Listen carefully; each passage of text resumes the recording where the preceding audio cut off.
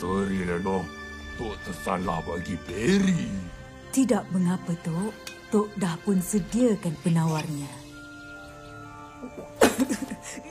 Pahitnya. Lemah. This is for you, Tuan Gaduh. Besarnya cawan. Hai, penawak ni, Tok suka ikut badan. Minum. Lega rasanya bila Parlimen dah boleh berbaik-baik dengan Tuan Gaduh.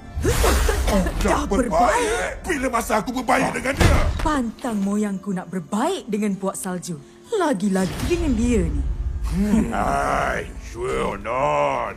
Tapi ni, Tok tengok you all macam terlebih friendly, ya.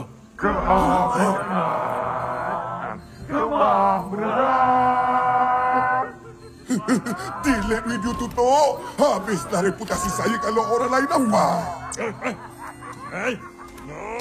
Tok. Terima kasih. Kenapa ni, Papa Boy? Ni dah kali kedua aku buat korang cedera. Bola akhir maksimum. Doa. Kau fikir kau tak mencabar aku? Berhenti!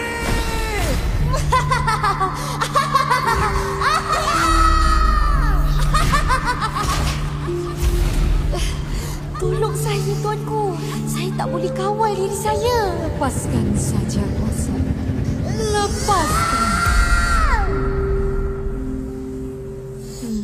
Maafkan aku semua. Hei, dah lah tu, Papa Boy. Kita orang tahu kau tak sengaja. Tak sengaja pun, tetap sakit tau.